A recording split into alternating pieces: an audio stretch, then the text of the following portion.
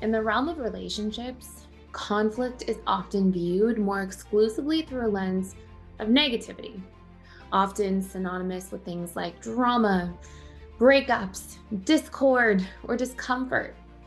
But what if I told you that conflict, when handled skillfully and within the context of a secure relationship, is actually something that serves as a catalyst for growth, for deeper connection, and for more intimacy than prior to when we had the conflict itself? In fact, conflict's purpose is to grow intimacy between two people in a relationship through forcing each individual to actually share what's going on inside of them, their fears, their flaws, and their needs. And this is something securely attached people do well, making conflict something that continuously grows the relationship and allows it to evolve. Whereas less securely attached people tend to not do conflict appropriately, causing the destruction and the downfall of relationships over time. But in today's video, I'm going to take you through exactly what securely attached individuals do to create healthy conflict in relationships so it continuously grows the intimacy and connection. And if you stick around till the end, I'll share with you a really powerful 4-step formula that I've used over the past more than a decade in client-based practice and in our programs to assist individuals in doing conflict in a healthy way that takes after exactly how securely attached people do conflict so that it continuously deepens connection in relationships rather than tears the relationship apart. And if you're new here, my name is Gibson. I'm the founder of the Personal Development School, and I've worked the better part of 10 years in client-based practice, helping people become securely attached before spending the last 5 years creating online programs about this topic. So first and foremost, let's just start with what conflict is. Conflict is a disagreement or an argument between one or more parties in a relationship. Now, statistics show us from the American Psychological Association that 76% of people report consistently avoiding conflict with one or more person in their life. And 64% of people report still feeling unresolved after a conflict. Now, I don't want you to end up in that 64%. And that tends to sort of mirror statistics for how many people are more securely attached nowadays in their relationships. So let's talk about how to not be in that 64% and how to be in that percentage of people who does conflict right to promote growth. And I want us to keep in mind that conflict does not have to be an exclusively negative thing if we do it properly, because literally, if we do it right, it will create positive results in our relationship.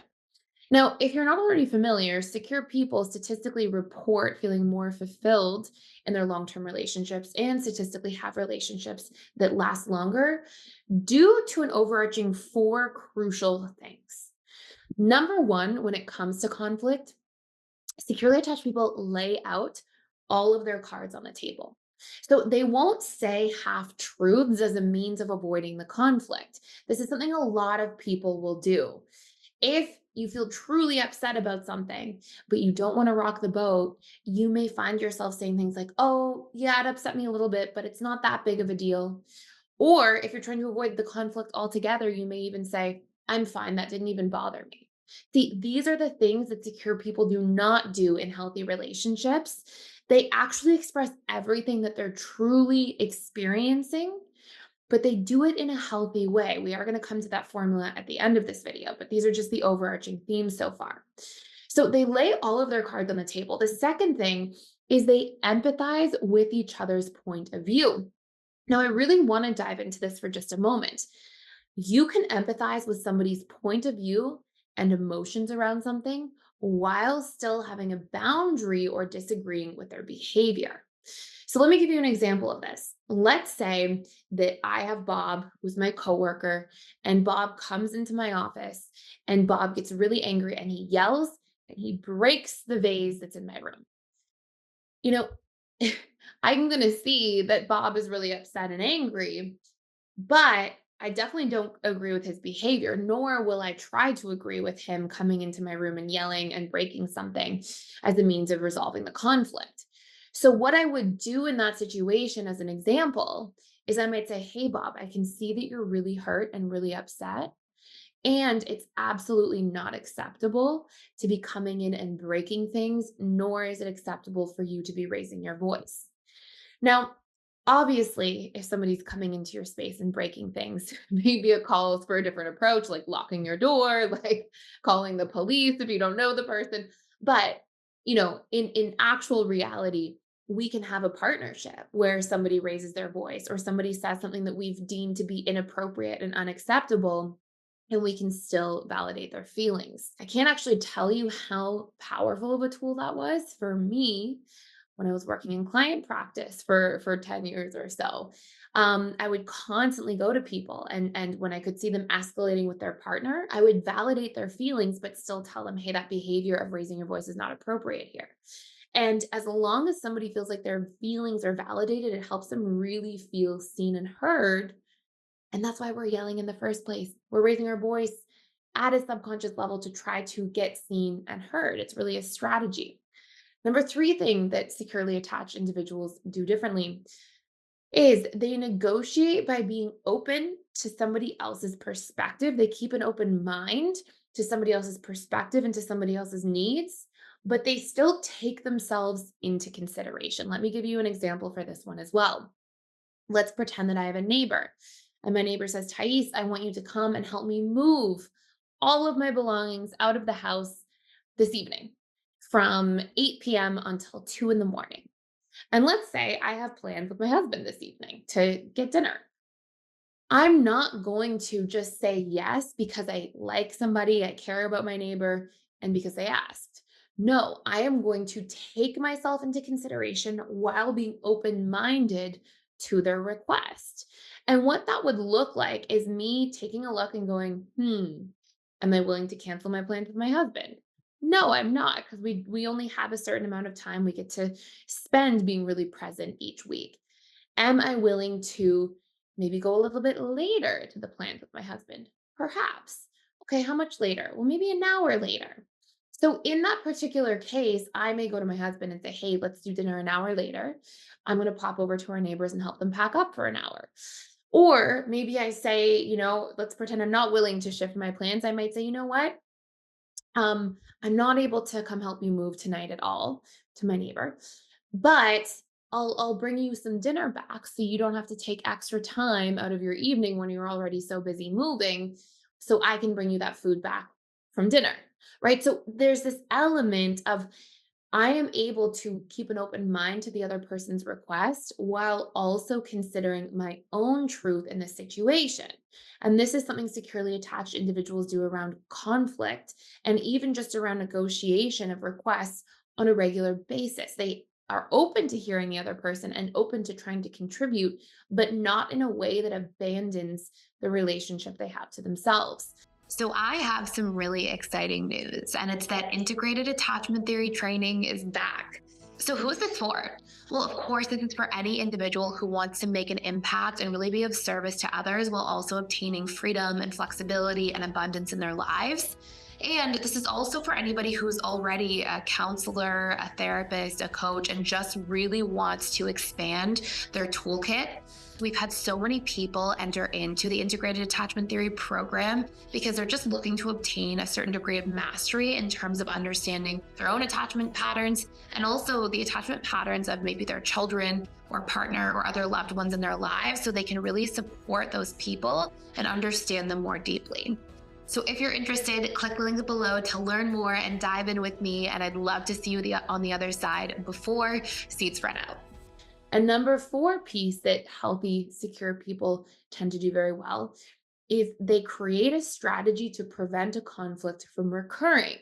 So if there's a conflict and it's turned into some sort of argument in a relationship, when they hash these other prior steps out, they will actually work to say, how can we stop this from happening in the future? How can we prevent this so we don't have to have a difficult conversation like this again? And they're forward thinking about these types of situations, usually because they're quite regulated in their nervous system when it comes to their approach. So, what I found over time, working for a very long time in practice to help people become securely attached, is a 4 step formula that can really help us mirror how secure people do conflict if you aren't already securely attached. And we can replicate this out to make sure that we are using conflict as a strategy intentionally in our relationships to drive more closeness and intimacy through authentic communication and openness, rather than doing conflict on autopilot in a way that may devastate the relationship long term. So, here are the actual 4 steps. Step number one is you have to share about what actually is upsetting you. And this goes back to that principle from earlier that we have to lay our cards out on the table. We can't say it halfway, because if we try to pretend that we're fine, it's going to come out in a different way. We're going to be mad about the cupboard being left open when we're really upset about somebody not empathizing with us when we were feeling vulnerable earlier, right? Like, whatever it is that we're actually upset about, if we don't say it, it's going to get projected onto something else later, which then makes it really difficult to resolve. So, step one is share what actually upset you, but do this by avoiding use statements. Okay.